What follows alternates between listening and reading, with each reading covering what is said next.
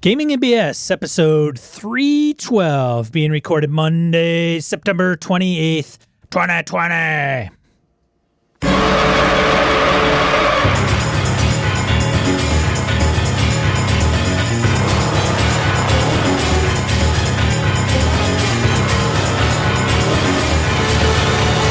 Welcome to Gaming NBS, Tabletop RPG Podcast. I'm Sean. I'm Brett. Welcome to the show, folks. Welcome back. Glad everybody's here. Sean, I'm proud of myself. I got the date and time basically set on the show notes properly this time. I had a couple different... Actually, you didn't, Brett. Did you fix it for me? I did fix it. Oh, I was so proud of me for about 2 seconds. I started doing the notes. You could have let me have a win. You could have let me. I should have. You're right. That's okay. I'll check next. I'm going to check next week's right now, so I don't feel like a complete boob by saying such a thing again. Good gravy. Anyway, at least we're on target there. Sean, how the hell are you, man? I can't complain, man. Same. I kick off Curse of Strahd this Saturday. Do you? Now, before we get into what's coming, did you game at all since we chatted last? I ran Delta Green for Hobbs and Harrigan and Tony Sugarloaf. That Patron game? Yes. Nice. So they are still investigating, and we'll see. I don't know. I don't think it's going to go much longer necessarily. Is that the short kind of intro? It isn't as short as I anticipated. It's a little more lengthy, and frankly, I'm running out of game hole, so I have to figure a way to shorten it up. Tighten that shit up. Tighten it up, yeah. And I was talking to Harrigan for pretty decent at length after the game, and mentioning that and a few other things we were talking about. But we'll see. I think I can tighten it up. It's an investigation game. You throw them a bunch of you're already here, you're already there. You've unlocked this, you've unlocked that, and then... Well, cool thing is you got folks like Harrigan and other sharp gamers out there within that game. Yeah. You say, hey, I got to run this in a 4-hour slot. What would you cut? Right. And they're all smart folks. They'll be like, hey, drop this, which is super helpful. Instead of staring at it blankly yourself going, what am I going to do? You actually can kind of writer's workshop that sucker up. That's pretty cool. Yeah. Excuse me. So, sorry. Go. Keep going. I was going to say, that was it for me. And then I play Stars Without Number tomorrow. What about you, Brett? What'd you do? Wednesday, I gamed with my kids that evening, back to our Middle Earth game, and they pushed through. That was the best, most well played version of it. They really paid absolute attention. Previous sessions, Ilana's character lost an eye from foolishly waiting in a combat and not leaving combat when she should have. And for AJ, instead of throwing tactics to the wind and just forgetting about shit, paid attention to all the information. They utilized all the NPC, that they had with arrows and stuff. So they were able to take out a little cadre of trolls, which built their confidence up even more. They really kicked some ass there. And they went to the castle in the woods, found that. And now they're like, okay, we're not in a rush. So we're going to spend at least 24 hours with invisibility spells, figuring this out, search here, scour this area. There's supposed to be orcs in here. How do we figure all this out? So they're really playing smart. I was very proud of them. They're doing really well. And then, let's see, Thursday night, I headed up to my hometown, Wausau, and I gamed with my home crew. Friday night, for Ran Rage Against Demons. We're back on track with that. That was okay. Almost died by a purple worm, but we did all right there. And then Saturday, I kicked off my World of Darkness kind of weird ass game, which was a lot of this week's topic. So I'll try to save it for later as examples, but it was insane. It was very, very insane. But yeah, that was a lot of fun. I'm sure the suspense is killing us all. That probably isn't. It was, probably like, this happened. And people are like, who cares, Brett? That's boring as shit. But it was fun for me. Well, I was there. Let's see. Nothing other than that. We have Virtual GameholeCon coming up. So I got my events approved. Did you? Very good. Yeah. Very good. I'm honestly, I don't like lying to you or listeners. I'm having a hard time getting revved up about a virtual con. It just Doesn't do it for me, man. I just don't know. I don't know what to do yet. So I'm going to figure that out. Anything else announcement-wise before we plow forward? No. Oh, Rime of the Frost Maiden. Oh, yeah. I've got my Beetle and Grimm edition is supposed to be coming next month. I'm eagerly awaiting that. I want to read that sucker. Did you pick it up? Well, so I have it. Ah, very good. Just the book, and I didn't, I didn't go high roller edition. So. Well, there was no cons this year, so I took like all the money I'd spent on 3-4 cons and dumped it all on one product. Whatever, Brett. It doesn't matter. It's all good. Yeah. So I ran it by Brett. Brett's like, with all the obligations and commitments I've got, he's probably not going to run it till December, January. Yeah. Okay. Unless I fire up a campaign in addition to Curse of Strahd and I move things around, which is possible, I'm probably looking at November at the earliest. So I don't have a problem running it off center of Brett, like kicking it off sooner. But I love the idea you came up with, though, of us running it as close as we can. Even if you get out ahead of me and I come in behind you, just being able to talk about how it's going, who's doing what with it. And we'll have to come up with like a spoiler alert at the campaign readout so that anybody who hasn't played it yet and don't tell me that. Might have to put it in a bonus BS episode, man. I have to resurrect that sucker just to pull it out. So I don't want to blow it off. And frankly, we could still both wait. The only thing is that Brett's going to run it. He may have a change of heart too. And vice versa. So we may just put it out on the forums and say who's interested and who's going to run it. And we'll just make a Discord channel or a forum where we're just talking about Rime of the Frost Maiden and who's going through what and how people are handling things. So it's not off the books. It's just an update on where that lies for everybody else that thought it might be an interesting idea. If you are interested in running it and kind of sharing your thoughts and participating in like a group game master kind of forum, let us know. I'd be interested. And then if you've already kicked it off, great. If you're waiting, fine. If you're running in a different system than 5e, that's okay. Like, we're just interested to understand the encounters and how you tackled them and what you ran into. We've talked about this with, I said this about Monty Cook's Return to the Temple of Elemental Evil, his 3rd edition one, how my buddy Lenny took Thrommel, the vampire anti-paladin basically, and revved it up, Like, how do you deal with that? What do you do with that? Oh, I just played everything as it was. I let the dice fall where they made, didn't matter. Or, we could easily see, and you encounter this, right? I'll be like, man, my group was I couldn't see any logic behind, so I changed to, and Sean may be like, we never had that problem because no one even went there. No one talked to the lady. No one talked to the guy. No one went to the Dragonborn and asked him a damn question. Nothing happened, So that's kind of cool. I think it's a damn Sean. I really do. So so that's the only thing I wanted to throw out there. And so updates to come. Sweet. All right. So let's random encounter the sucker. Random encounter. Segment of the show where we field comments, voicemails, social media.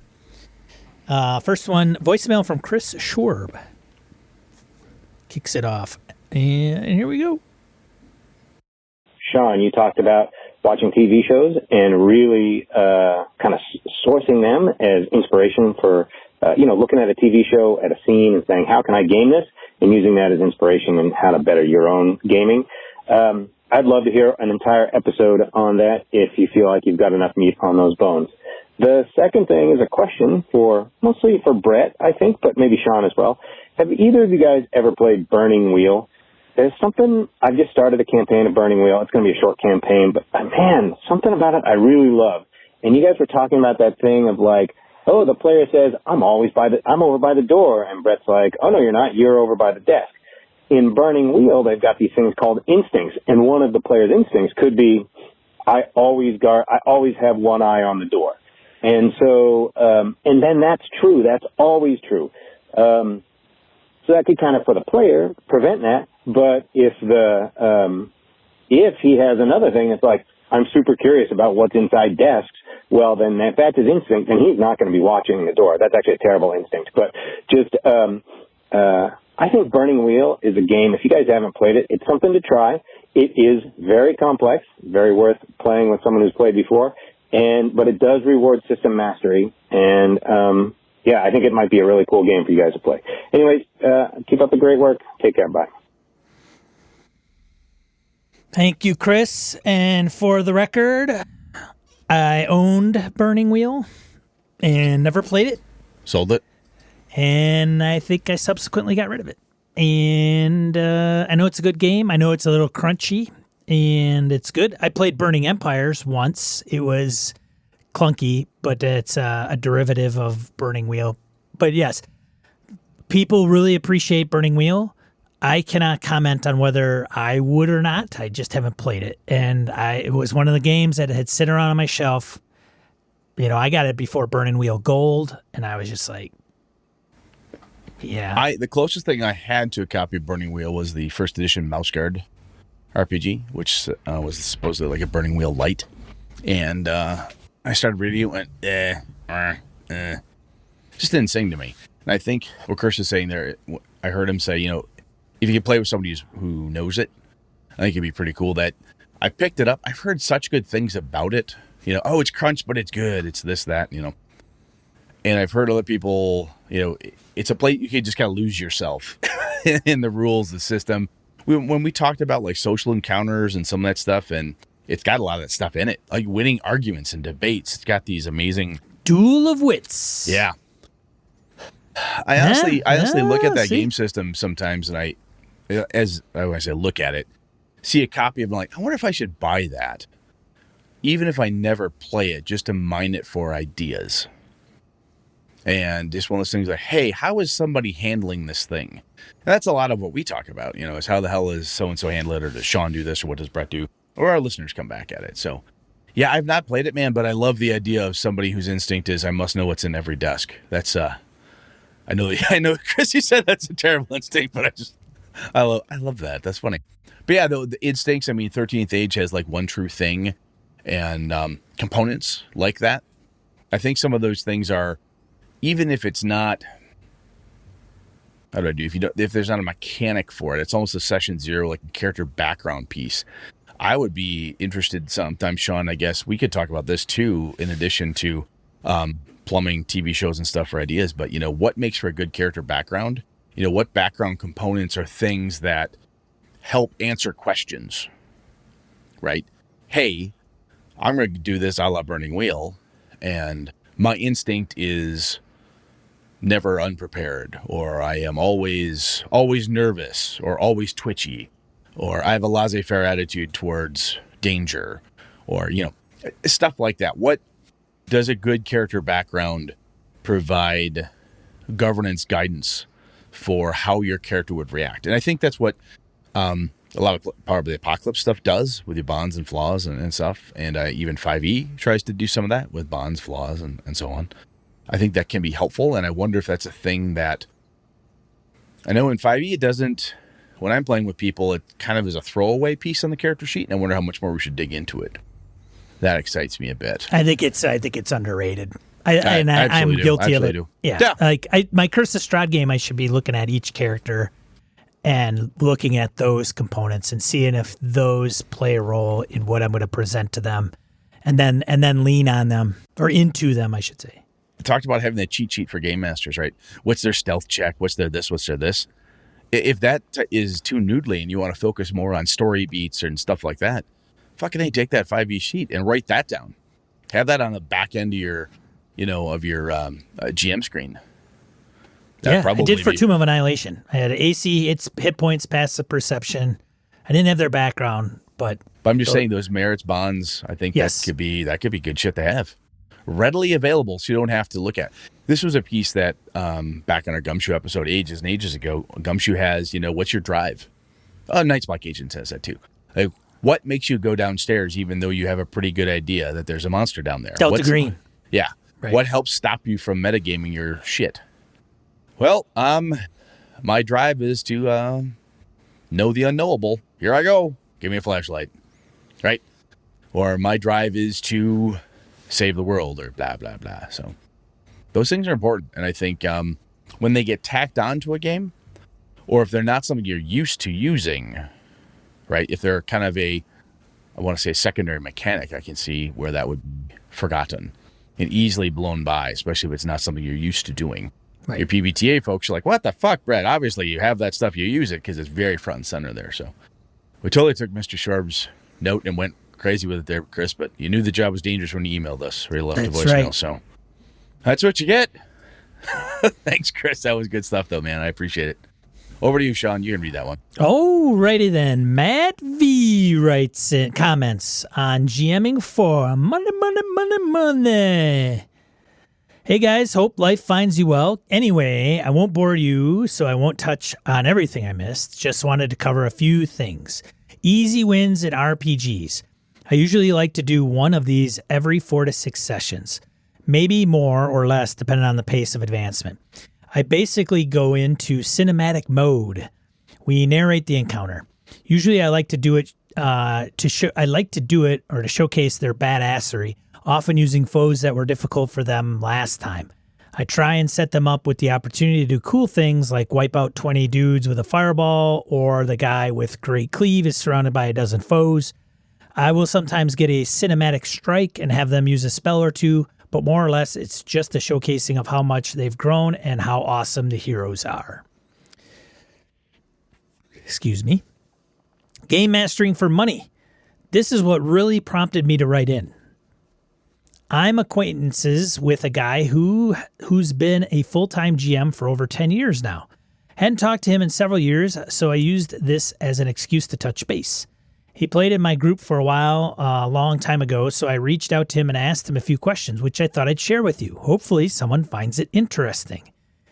So he started in 2008 on Map Tools, charging $10 a game, running 7 people to a session for a 4-hour session.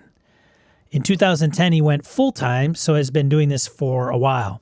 He currently charges a base price of $30 a session for 7 players, though he rarely collects that much. New players get a session free and then a discount for a 4-week package. He offers discounts for paying a month at a time and a bigger one for paying for the entire campaign up front, non-refundable. He's been running in his own homebrew world since the beginning, and the world has basically grown around what happens in the campaigns. He started with Pathfinder and eventually had moved to 5e. His campaigns run for 25 weeks, then he takes 1 week off and repeats the cycle. At any one time, he's running 2 different campaigns. He would like to only do one, but he has about a dozen people who want to game with him twice a week, which is a good chunk of his clientele base. And most of those guys have been paying his bills for years. He runs 3 level 1 to 12 campaigns a year and 1 12 to 20 level campaign a year. He runs 9 games a week, 1 Wednesday night, 2 on Friday, and 3 on Saturday and Sunday. Wow. Damn, that's a lot of gaming, dudes. That's a lot of gaming people. So far, sounds pretty decent. Pay sounds good and all that, but he pointed out a lot of negatives. Number 1, you are always marketing.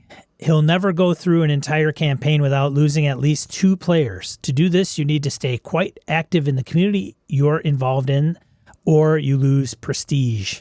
Fair. 2, sometimes people don't pay and bounce. If they don't show up, often they don't want to pay. His contract says the player still plays on missed sessions. I think he meant to pays. Yeah. Tracking down money is annoying. Yeah, that's annoying for businesses. No, it totally is. There's entire departments around accounts payable and accounts receivable. Give me your $2. God, I want my $2. Carry on. Let's see. 3. Prep time is huge because it has to deliver an A+ experience. The maps are all preset. He has insane vision blocking, light sources, fully programmed frameworks. 4.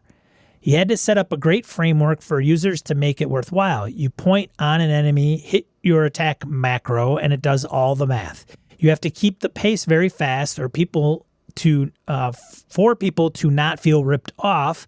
So you can't show a slow typer to slow the game down. You can't allow, a slow typer to slow the game down. Yeah, you want a cadence, and that makes sense, right? You want this damn thing to roll, roll, roll, roll. And if somebody's like, how do I attack with my bow? Yeah, I don't want that conversation. Totally get it. Yeah. Related to above, number 5, related to above, GMing in this style is very taxing. You have to stay laser focused. He says he can crush out up to 10 combats because the framework does everything and he has to keep everything flowing at a very fast pace. Number 6, he has to take a lot of time to go through third-party material to see what he can allow. A lot of people are willing to pay for a lot of third-party stuff they want to use, and he has to judge and alter each thing on a case-by-case basis. Whoosh. 7, when you switch editions, it sucks. It took him hundreds, if not over 1,000 hours to get everything back to where his 5e framework and tokens already was equal to his Pathfinder framework. And he was charging a lot more at this time, so it had to be sharp at drop. He's terrified of another game dropping and having to do it again. Even though he's only GMing 36 hours a week, only 36 hours a week, the work week is 50 to 70 hours. 9, cannot take sick days or more than the one scheduled week off. He said one time he took 3 weeks off and it took him months to rebuild the damage that he did to his brand. Having to work every weekend sucks too. He has kids now and it makes it tough, especially since they are 13-hour days. Number 10, there's a lot of work you actually have to do for free. You have to help with character creation, program most players' tokens, etc. Some pros. Okay, so it's not all bad, Matt says. Get to do something you love. Number 1, although your relationship with the hobby becomes different when it's a full-time job. 2, prep time goes down over time. Yeah, imagine.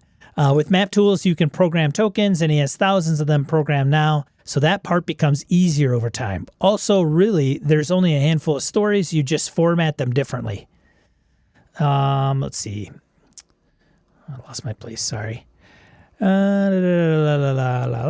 on a second. My page, for whatever reason, jumped. All right, Here we go. I got it. 2, goes down. 3, gets to work from home. Nice. 4, if he lives long enough, it will be a great retirement side hustle. Very true. So I asked about his customer base because I was interested. Mostly they fall into 2 categories. High profile, very busy people. Executives and other people pull in 50-plus hour weeks. They don't have time to dick around but want to play. They like the fast-paced, get through a lot of content real quick, and then carry on with their insane lives.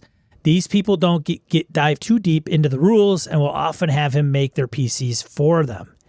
The second are very hardcore gamers who have a ton of resources they want to use and either can't find a game group or enough game groups. Often they are already in 1 to 3 games per week. Wow. Yeah. So he loves what he does, but he says he probably wouldn't do it over again if given the chance. All right, gentlemen, thanks for continuing to crank out great content. Until next time. Well, that was the nicest in-depth interview process, Matt, that we never had to do ourselves. Holy shit. That's really cool. That was a lot of good questioning. Those are a lot of things Sean and I tried to talk about. I think one of the things that hit us last time, Sean, people said, what does it mean to be professional? I think this friend of Matt's is doing it that way. He hit a lot of that stuff. Yeah, he's not making a ton of money. No, but we talked about what does it mean to be professional? The work, the work ethic, the effort, the responsibility. He has a standard, so on and so forth, you know. Oof. That's a lot of shit, man. That's a lot. You gotta up your price, man. Like, yeah, you gotta just gotta charge. Like, my first thought was, Matt's friend. Holy cow, Matt! Tell that dude it's got to be $50-$100 a game or something. I mean, holy shit! $200, dude. Base price of $30 a session for 7 players. That's it. Yeah, way undercharging. I would say $10 a player. Like and $20 a player. Jesus. And another thing, it depends on how. So I think how many games did he play? 9 sessions, 7 players, 30 ahead. So I think it's. Yeah, it's a lot. Yeah, I don't know, man. But I don't know what the market will bear either, right? So he's in that space. Maybe he's sorted that out. I don't know. It I'm just telling you, I think there are, like, if he's got executives, these cats have cash. they don't. They'll just throw money. They probably hire groundskeepers to come and do their lawn for like 8 hours. I got once a one I week. work with that pays somebody to pick up the dog poop from the one dog they have because they don't like doing that. So if they like a game, Like $150 a week, they pay a kid to come out and pick up dog shit. yes. I think So that's- I know they pay that much because they've told me so. And I'm like, there's only one way to find out nice. is to try it. see what happens. Even just get a new group and charge out a different fee structure. Crazy though. That was some really good research, man. Thank you. That was awesome. Very, very Yeah, good. very good. Thank you so much, Matt, and take care, buddy. Yeah, You know? absolutely, man. Take care of yourself and your loved ones. Yes. That goes to all of you. Yeah, it doesn't have to be just Matt, but No. hey, you know. Damn it, people. Life is too short. Don't be good to each other. All right, so next is the Warden. He comments on trust on our trust episode. For me, trust exists as a group. One weak link in the trust circle we call gaming can lead to the whole chain snapping in half. Still, trust begins with trust. Those who have trust issues in games they play always sound like someone with trust issues in their intimate relationships, but never seem to recognize it. Was all from that old flame who really knew the football team. Wink, wink, nudge, nudge. Know what I mean? Oh, good Lord. Being burned by a previous player GM group isn't supposed to be the norm, just like any other connections we form. Whoever hurt you was the wrong one, and they are a distant minority. By sitting down to play together, we're all making an unspoken agreement to play together, and that demands trust. Plus, as someone who didn't exactly get treated like a person by non-geeks growing up, trust is required for many people to open up and share with a group. I instantly trust and connect with someone who shares a hobby with me. It's then up to us to fuck it up, even if we're playing pretend. Maybe even especially because we're playing pretend. But trust is easier said than earned. Oh, I guess. Oh, crap. Don't make me say it. It depends. Very good. Very good, Warden. Thank you much. I honestly think a lot of times, I think I tried to say this in the trust episode, but I generally sit down, I'm like, I trust y'all till you prove to me I can't trust one of you. It's a legit way going in. Hey, I'm sitting down to have fun with these folks. I trust I'm at least going to have a good time until someone in the group proves to me that they're not trustworthy. Well, and Todd mentioned The Warden's in Todd this Crapper post- for everybody. yes, We're Todd calling Crapper from Broken Yep. Ruler Games. Absolutely. He wonders like if it's the game because he tends to see this more in the D&D space, right? And I said, well, that's one thing I posed to him was, well, D&D is just bigger. There's just more. Yeah, that would be my first thought as well. Right. But nonetheless, whether that's seen as frequently in indie published or short form games or, OSR games, hard to say. Don't know. Who knows? But, it's possible. But, I'm sure it has to do more with a game master. Like, oh, you have a game master, you have a player. Some of those don't have game masters. Like, they're GM free. Yep. It's a whole different Some of ballgame. it comes down to, I honestly think a lot of it comes down to just missed expectations, crossed expectations, failure to bother to explain what the hell your actual expectations are.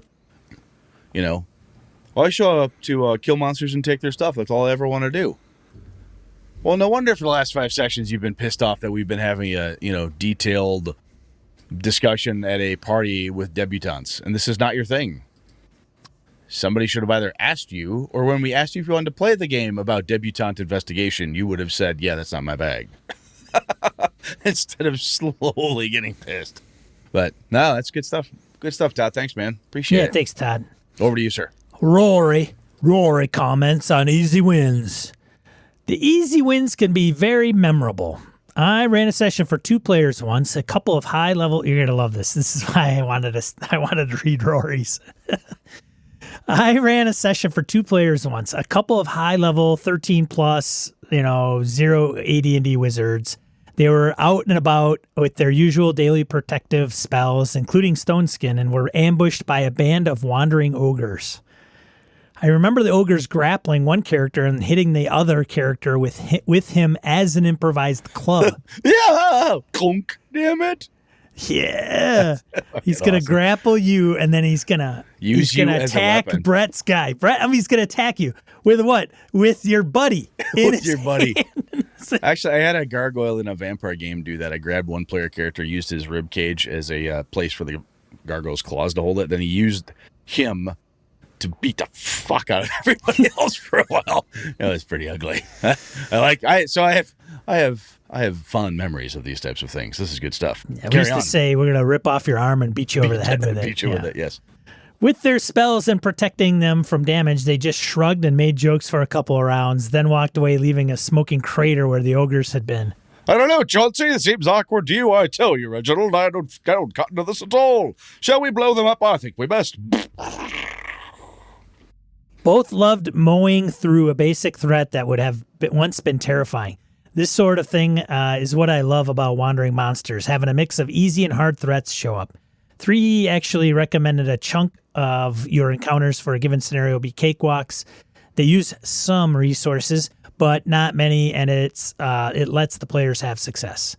One of the things I liked older school adventures is that there was always a mix. Take the first Giants module from D&D. Spoilers. The module is lousy with giants, as well as orcs, bugbears, carrion crawlers, and troglodytes. The giants are a major threat, but the rest, while often gathered in large numbers, are not really a threat to the target level of the module. Brett mentioned Return to the Temple of Elemental Evil. The same thing applies. Sure, there are the big guns in each temple, but there are also a ton of mook-level guards whose only real threat is to announce your presence to the more powerful monsters. If every battle gets harder every time you level up, what's the point of leveling up? Slate smiley face, Rory. Actually, Roy, I like Rory's last statement. If every battle gets harder every time you leveled up, what's the point of leveling up? It's a ding. Snack. Yeah. Pavlov's dog, man. Ding. Yeah, that's neat. But if every time you do it, every fight continues to be an equally grueling brawl to the death. Yeah. No, I absolutely get it. Absolutely get it.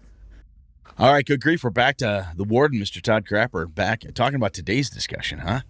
Let's see what you got here. 9 times out of 10, this is how I prefer to run anything. We're talking about today's topic, which is GMing on the fly. And he continues, even if I wrote and published the adventure, which is some strange Freudian shit right there. Right now, I'm running a play-by-post game that's become a mystery investigation adventure, and I have no clue who did it, how it's going to end, or anything else beyond the current turn. In many ways, I find this more liberating way to run a mystery because there's no attempt to force players to comprehend the clues that you're laying down. It's all about picking up what the players put down and making up pieces based on what they give you. It all goes back to the trust issue from the previous episode. Gaming on the fly requires everyone to trust the GM has their best interests and at heart. It will make our main characters the central focus from which the story develops. It's the reason why I turn to gaming when small town Canada offers absolutely zero improv troops. Fucking snow-covered hillbillies and their damn tractor pulls. Woo! I love it. And I gotta throw this in there. When the warden says, even if I wrote and published the adventure, which is some strange, I do the same damn thing, dude. I've taken a couple Avalon adventures I've written and published. I've run them at cons and went, I'm going to do this different. It's because, why not? Love it, love it, love it. So let's get into the main topic, man. Let's slide in All there. right. That was good.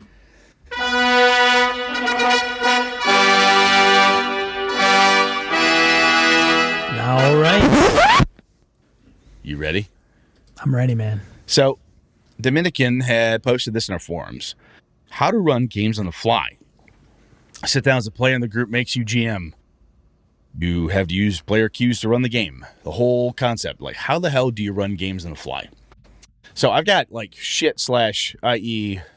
There's no notes here. It was just a thought Dominican had put out there.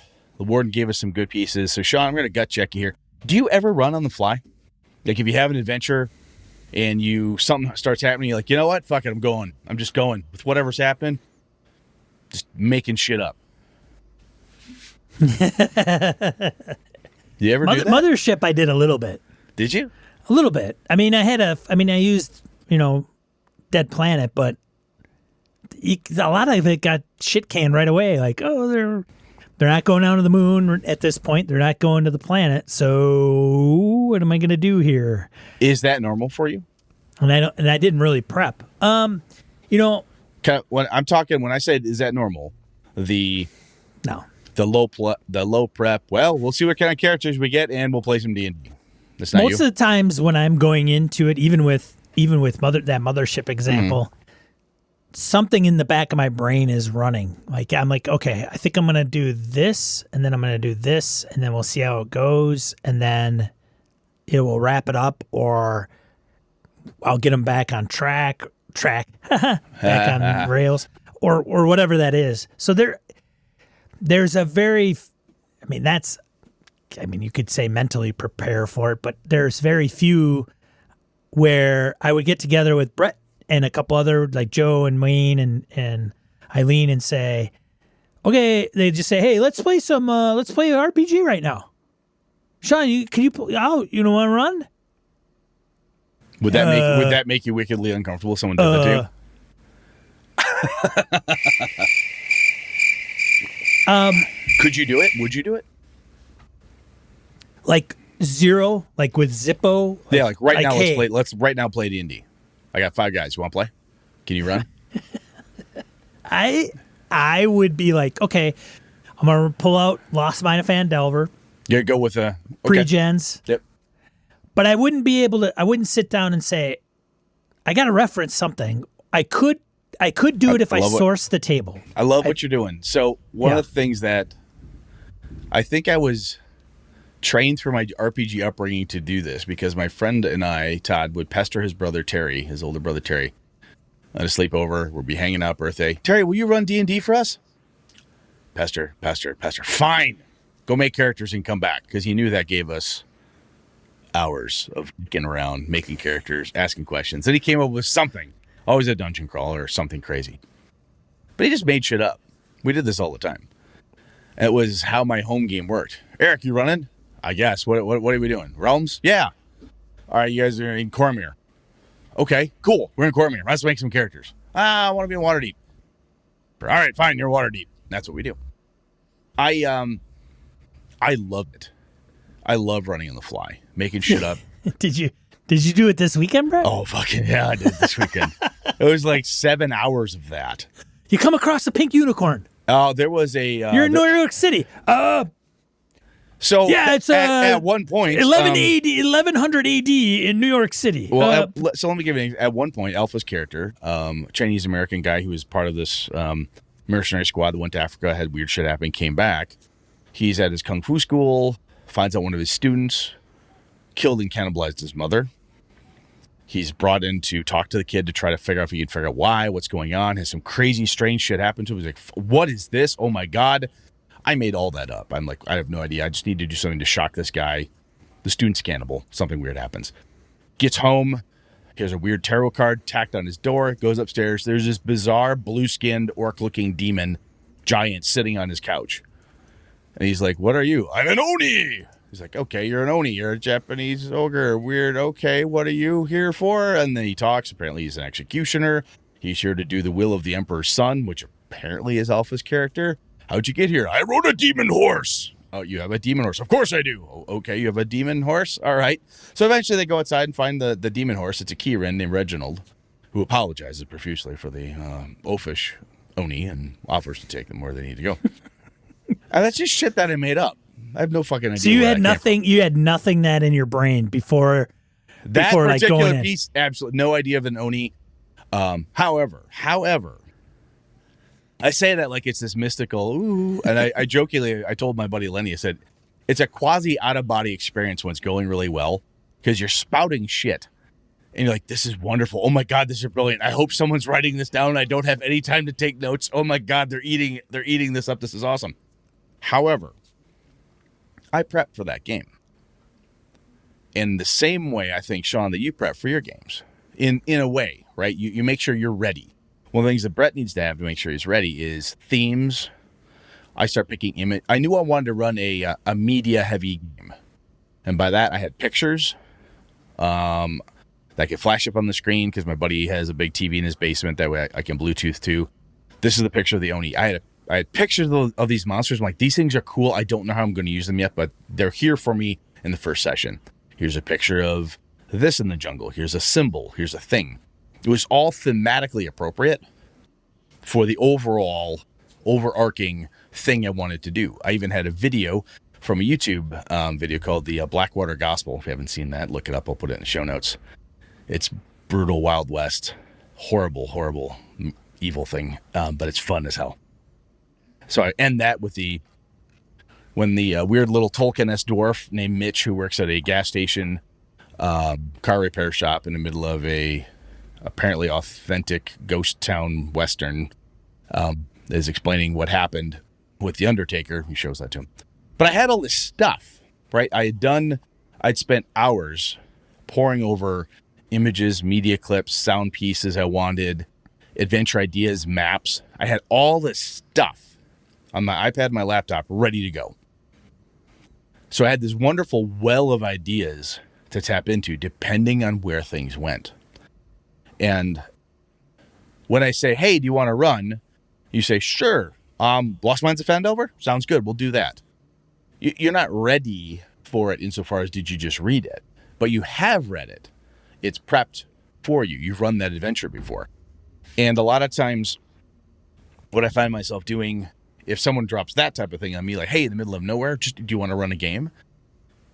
I'm like, sure. You want to play some D&D? I have certain D&D adventures or themes that I've run recurringly over the last, since third grade, years I've done.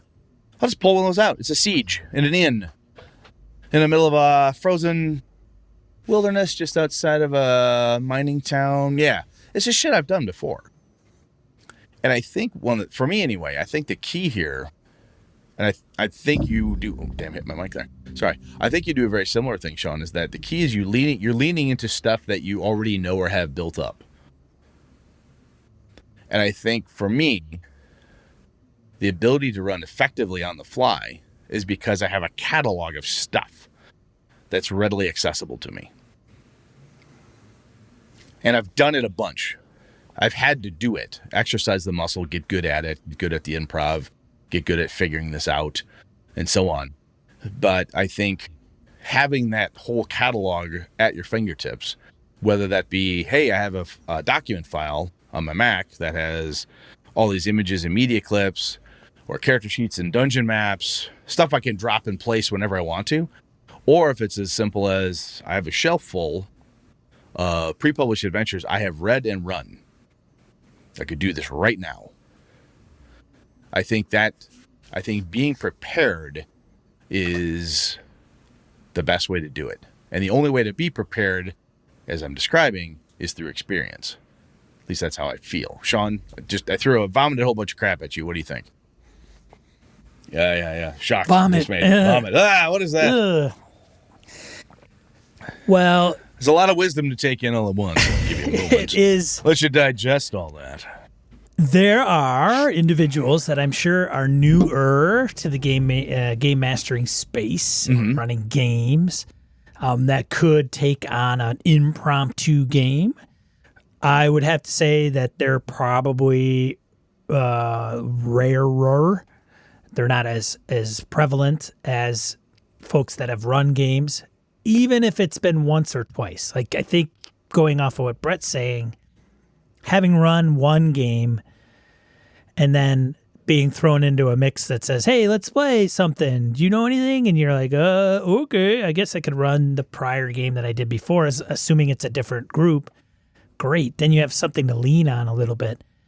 Or there's system mastery that's being talked about in the chat, where if you've got a good imagination and you can come up with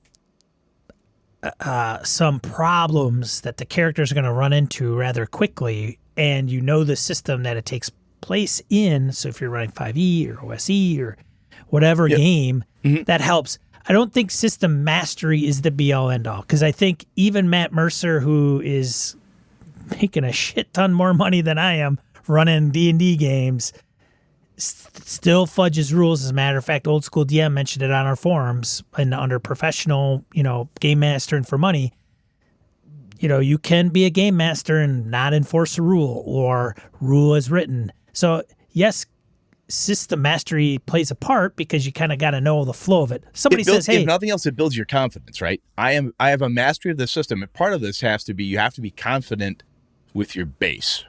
Sure, yes. If you put a foundation on sand, as we've all learned, that shit ain't gonna work.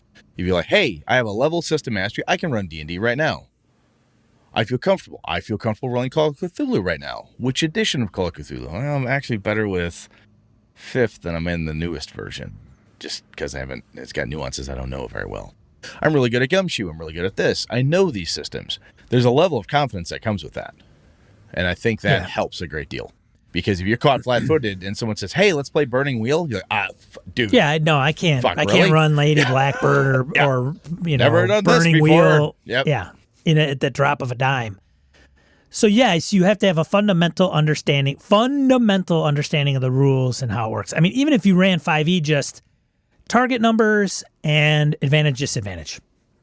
Yep, you got to know the core mechanic, man. You right. Get that, you're good. So then if you had a great imagination and then there's the character building and like, oh, let's take 5 seconds to build characters, or I have a folder that I use on G Drive or Google Drive and I could just print those off and hand them to everybody. Great. So it's funny because the ad hoc or non-prep game we're kind of referring to still has prep to some degree. It does. There's stuff you've done. Right. For days, months, weeks, years, potentially that's built up this repertoire of skill that you have. Sometimes it's as simple as, look, I've run 2 adventures. That's all I've ever run for Call of Cthulhu. But one was a haunted house and one was a graveyard. I could I'll steal the name from this, move it over here, and I'll put it in the desert. Why not?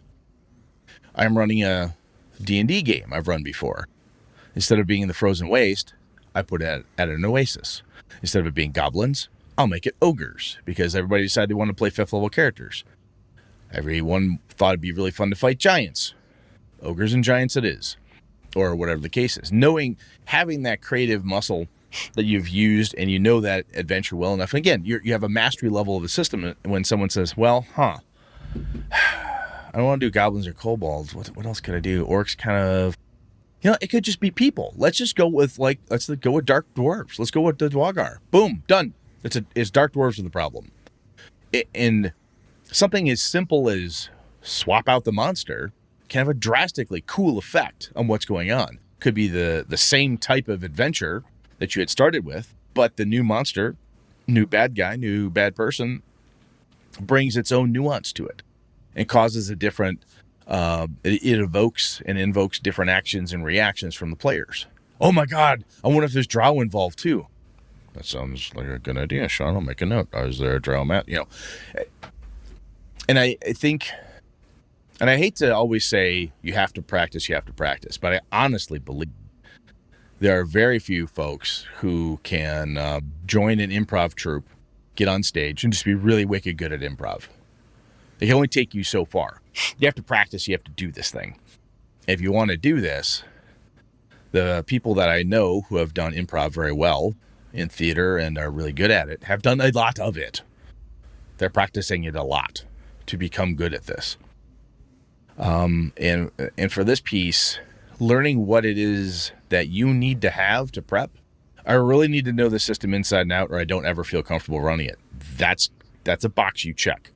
I will not run a World of Darkness game because it has been too long. I don't have mastery of that system. I will not run Burning Wheel because I could barely spell that game system. Don't know how to do it. That's a piece for you, then you got to check that. If you look, I need a map, I need, whatever your list of needs are, it doesn't mean you're a weak game master or you're not creative enough to do it yourself. You're weak. Worthless and weak. Yeah. But you know what you need to have, right? And I think that's everybody preps differently, and I guess that sometimes even the definition of on the fly is different too. Part of it for me is like creating a conspiracy theory on the spot with your friends. What happens if the vampires control Parliament? Well, clearly then the Tories, blah, blah. Like, what the fuck is that? And you start building these weird connections. And I think one of the other pieces you said, Sean, I want to go back to this, and you mentioned sourcing the table as another component. You really need to pay attention to what the hell's going on. And again, that's a skill that needs to be developed, practiced, used, and not afraid to say, hang on a second, what did you say? Eileen, what did you say? You just mumbled something there. Oh, you said you were willing to bet it wasn't the drow, it was that high elf asshole we met earlier this session. That's a viable option, people. She said something. I sourced the table that way. Sometimes there's different methods to source the table. And sometimes sourcing the table, quote unquote, is simply listening to what the players are throwing at you. And being able to sort the wheat from the tares. Players. Blah, blah, blah, blah, blah, blah, blah. Maybe this, maybe that, blah, blah. But hey, every once in a while, they'll drop something, go, ooh, if I polish this one, that's not a turd at all. That's a diamond. I use that one. Sometimes that happens. Players drop some good shit, and there's no reason not to use it if you have the opportunity. And again, depending who you are and what you need from that, when I say need, how you need, what helps you utilize that. Ange drops a thing, Eileen says something, Sean says something, Phil says something. If I have to scratch that stuff down quickly on a piece of paper, do that. Sometimes you could file it away in your head and just remember it. That's fine too. But for running on the fly, I think you need to pay attention to what's happening at the table and read it and react to it appropriately. Giving the reward for good guesses, which I think goes to Mr. Crapper's point around mysteries. Oh my God, the butler did it, and here's why. Hey, that's a really good explanation.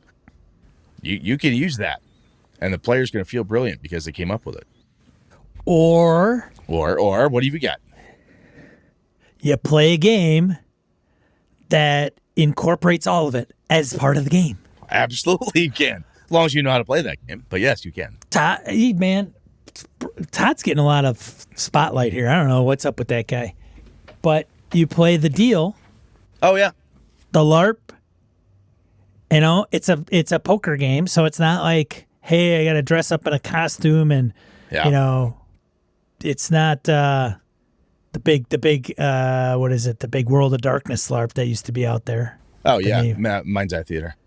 Yeah, or whatever. Yeah, or you grab, I know there's certain PBTA games or other game systems out there, like, tell me about a time when you saved so-and-so's life at the table. When you're making your characters, all that shit comes out and you have an adventure damn near built. That's a very Or good just idea. Hang on to the trope, man. You're all in a tavern. Totally, yeah. Whenever someone says you should never start in a tavern, there's just all the more reason to start in a tavern, goddammit. Yeah. We've talked about that on the show many times, of leaning into the tropes. That meeting in a tavern, goblins steal the blacksmith's son. I'm space pirates. I've got to get this space loot from here to the next spaceport. It's very tropey, but if you're doing it on the fly, the tropes become fun when you massage them and smack them around a little bit, right? As I said, instead of it being goblins stole the blacksmith's son because they're going to sacrifice him to their horrible god. Interesting. Turns out that's not what they're doing. Turns out they kidnapped him because he is... somebody found out that the son is actually a sorcerer, and there's a weird cult or something that utilizes goblins. They think sorcerers are horribly evil. There's no god involved, but they're trying to eliminate sorcerers because they think they're dangerous. Or somebody's like, look, the best thing to do is we have to eliminate sorcerers from society. We pull them out and put them somewhere else. The goblins had nothing to do with it. It was all a ruse. Al-Anon showed up and snagged your kid, and he's off somewhere at the mystical sorcerer school. You just think the goblins took him. All that shit. But I honestly think, for me, having stuff to draw from is what you have to have. And if you are... Gamers are by nature creative. We're all creative folks. And at some points, we all feel like, God, I'm not creative. I'm not doing really well here. Oh, geez, I don't know what to do. So sometimes the answer is, can you run right now? You might be like, I got nothing, guys. I can't. Or, no, not tonight. It's a bad day.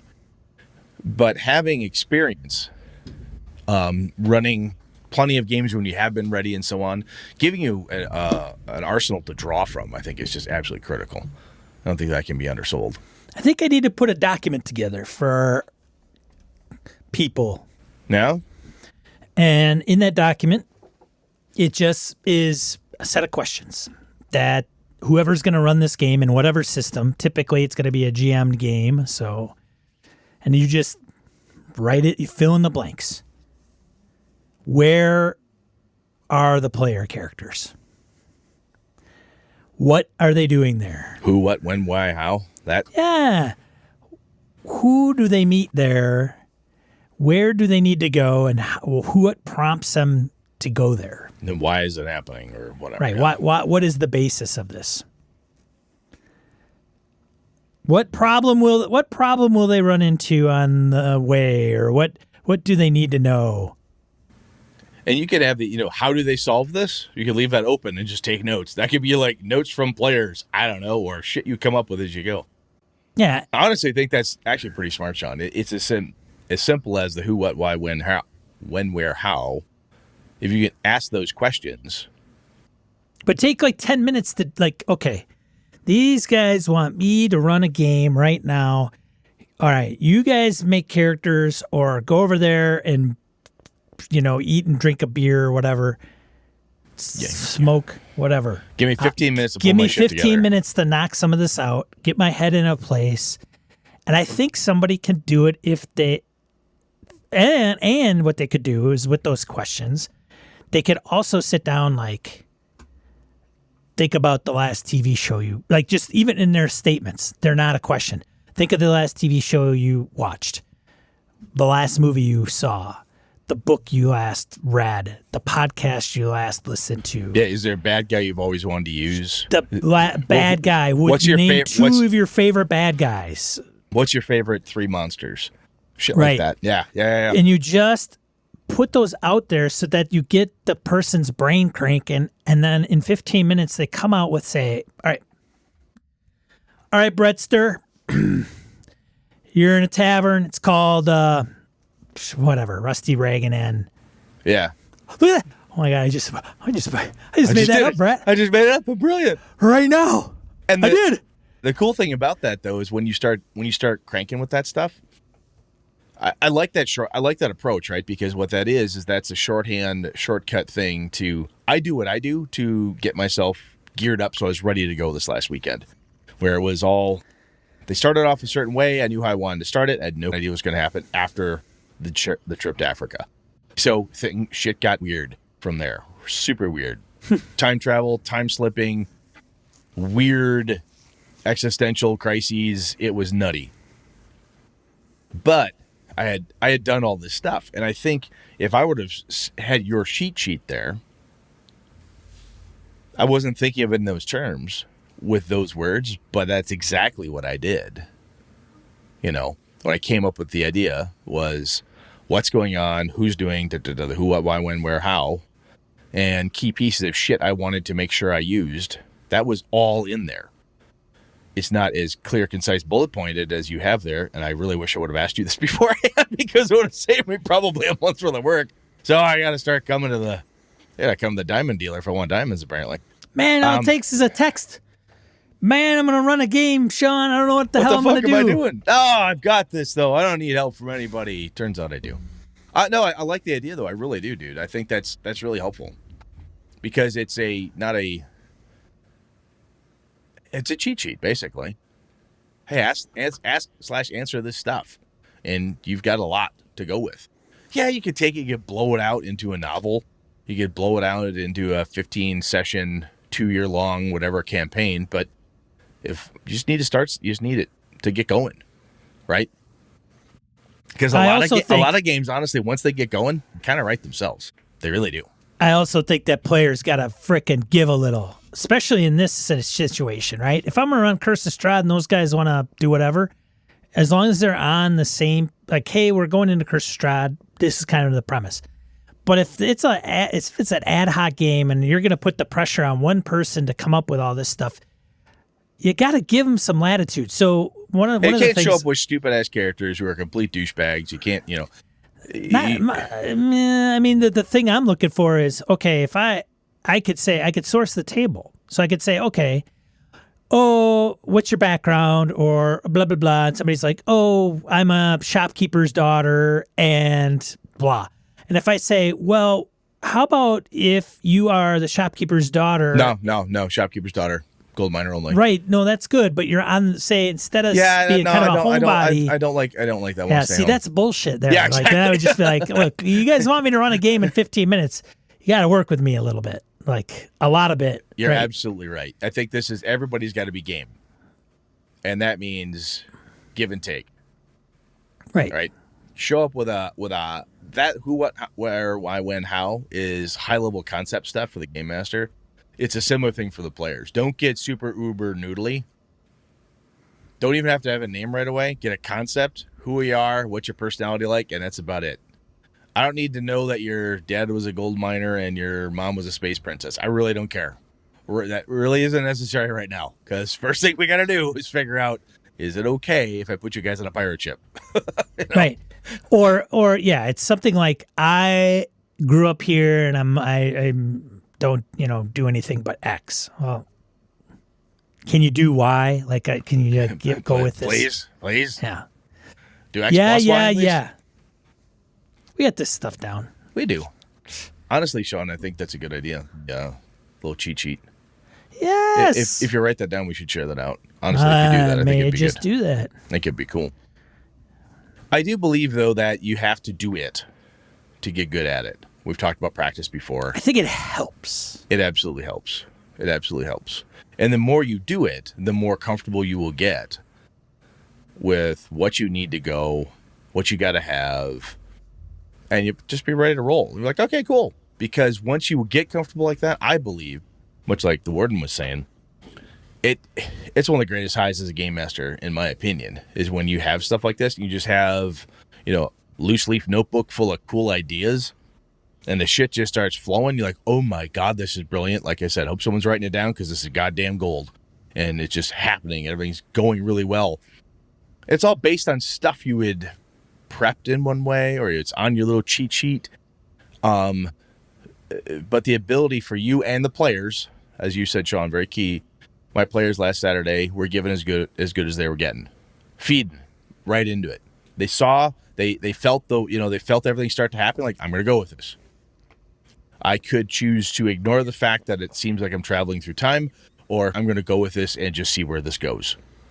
Let's go. Obviously, something's happening. Let's go be adventurers and let's go make something happen. That's very key. I have no idea if we actually answered the question. There it is. That's how you GM on the fly, impromptu. Just do that. Do what we just said. In order. Yeah. Chronologically or alphabetically. Either way, I'll get you there. It's all good. But anyway, if we didn't answer it, which I'm positive we probably sort of kind of maybe didn't, and of course, if our listeners are smarter than we are, which they usually are, if they have a 12-step program to help us get better at this, Sean, I'm no shit, dude. That's a good idea. Write that down. Write that down, man. That's good. So we can work with it. It's only 6 years, buddy. Come up with something like that. It takes you a while, but when you came to me impromptu, just hit me. Just boom. See, I'm going to go run a game. 6 years Let's of practice. run a game. Hey, chat. Brett, you guys ready? Let's do this. It was 6 years of practice. See, you figured it out. Thanks for the topic inspiration. Absolutely. All right, let's move on to die roll. We're going. All right, die roll. For a roll. while.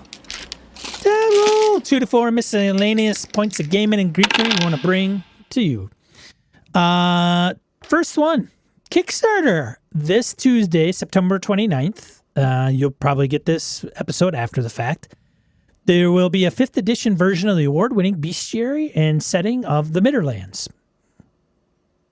John, this is funny, John Barnhouse, Marketing and Online Platforms Director at Frog God Games, emailed us, Brett, and said, hey, this is happening. And by the way, if you want to interview project manager Edwin Nagy, to let him know. Oh, Edwin? Oh, God, that guy's terrible. I heard that guy, I've heard terrible things about him. That can't be the him. same one, right? I don't know. Probably a better Edwin. Let's get the good Edwin on. Do we need to go through John to get to Edwin? No, he says let him know. Well, I think he was saying to let John know, let me know, and then I'll arrange that. No. We're going right to Ed. We're going right to Edwin. Or tell John. Maybe John is his people. Like we got, hey, Yeah, gotta dude, go through that's his true. people. Well, I mean, Edwin's a big name. I don't want to go stomp But him. anyways, the moral of the story is Minderlands is just great. Glenn Seeley and Monkey Blood Designs it's some really top-notch stuff. Very good stuff. I think Brett and I both got in on the original Kickstarter. Yep. Or the second. Yep. I got on the revised one. Yeah. Same. So anyways, that'll be coming. Link to the Kickstarter in the show notes. Resistance Earth by Fraser Ronald, of Sword's Edge Publishing. Now, I know Fraser. I met him years ago at Gen Con. Real great guy. 10 years ago, the world ended. Today, you've been chosen to bring it back. Yeah, baby. A resistance to the alien overlords who govern the Earth is forming. Small, ill-equipped, and decentralized, had been in hiding, staying out of the regime's gaze. It needs capable leaders, people who have the skills and audacity to take the fight to the regime. Seems a little close to home, I think. I don't know. That's why they've tipped their hand, revealing themselves to the regime. That's why they busted you out of prison. On the run, out of options, and marked for death, your characters are part of the resistance, seeking to topple the proxies of the aliens who now rule the planet. You have nothing but your wits and outdated weaponry. You face a technologically advanced force that vastly outnumbers you. The only way you will survive is if you adapt, resist, and finally overcome. Welcome to Resistance Earth! I like it. Very cool. Yeah, I thought it was pretty cool too. So that's Very why nice. I put it on there. So Very check cool. that out if you're a fan of Fraser's. You probably already know about it, but otherwise, it's another cool game. Another one I found on Twitter, The Spooky Goose by Kelly Knox. This is on DM's Guild. I put it out there because it's a level, I think 1 to 4 level adventure. It's family friendly, and I think it's Halloween right around the corner. So recently, strange events that affected the village. Ghostbrook. Residents of Ghostbrook reveal that they are being plagued by nightmares every night, each one filled with the walls of the hideous hag who lives on a nearby mountain. Can the nightmares be stopped, or is the town forever cursed? I'll tell you what, just as a quick jump from this to our topic, your early level adventures like this, these small ones, these are great things to read. Even if you don't run them, get your hands on this type of thing, read it, add that to your little prep list of shit that's in your repertoire ready to pull out. Yeah, this is good stuff. This is good. This is good to have. There you go. And I threw a link out there to the Blackwater Gospel, which was a little Western style horror video I wanted to share with people. I used it as the closer for my game last session with my guys on Saturday. It was pretty Was cool. the closer, huh? Yeah. They said they were trying to figure out what happened and what was the deal with the Undertaker and why is everybody terrified of him. I'm like, well, instead of me telling you the story, let's just say this is what you hear. And the dude tells them the tale. Showed it to them. They're pretty happy. Worked out well. Nice. Yeah. You good, man? I am good. Sounds good. Sounds good. What are we talking about next week, Brett? No winners or losers next week. What? That's what we're talking about. Yeah. Yeah. If you don't know what that's about, Sean, 1, you check the notes, and 2, we'll just have to tune in, see what happens. But it's not to be confused with the lonesome loser No, totally different. Absolutely different. that gets beaten by the Queen of Hearts every time. That's a different problem. That's an absolutely different problem. All right, let's get out of here, man. All right, sweet. Thanks for tuning in, everybody, to Gaming NBS Tabletop RPG Podcast. We stream here every Monday night. Everything going smoothly at 8 p.m. Central Time. Tune in. If you see this on YouTube, do us a favor and subscribe and like. Otherwise, I'm Sean. And I'm Brett. Good night and good game, all. This episode of Gaming NBS produced with help from the following BSers. Corey Wynn, Graham Miner, Jared Rasher, Ray Otis, Old School DM, Jason Hobbs, Andy Hall, Roger Braslett, Chris Steele, Larry Hout, Eric Frankhouse, Tony Sugarloaf Baker, Stefan Dragonspawn, Mark Tasaka, Pure Mongrel, CW Mellencamp, Dan LaValle, Craig Huber, Ron Bishop, Old Scouser Role-Playing, Jim Fitzpatrick, Mark Richmond, Thomas Hook, Sky, Craig, Howard Bishop, Jeff Seifert, Angus, Eric Salzweedle, George Sedgwick, Robert Nemeth, Brian Kurtz, Laramie Wall, Perry Besor, Eric Avia, Andy Olson, John Kayward, Corey Gonzalez, Niall Diamond, Jeff Goad, Brian Rumble, David F. Baylog, Harrigan, Melissa Bashinsky, Henry Newcomb, Eric Telvola, Hoos Carl, Mark Sohm, Ghost GM, Mike Hess Jr., Rory Weston, Curtis Hinson, Jim Ingram, Daniel Garrett, Jason Weeb, $1 Adventure Frameworks, Phil McClory, Jay Plata, The Duke in Purple, Isaiah Aries Christian, Obscurus Dominus, Larry Hollis, Quigley Malcolm, Obscuriosity, Chad Gleeman, Josh Wallace, Adam Grochon, Ed Nyes, Brett Pazinski, Corey Welch, Mirko Froelich, Rich Wishan, Joe Swick, and Curtis Takahashi. Hey, did you know we had an online forum community? Head over to forums.gamingnbs.com. Register and partake in the discussion. We'd love to hear from you. Thanks, BSers! This has been a Litterbox Studio production.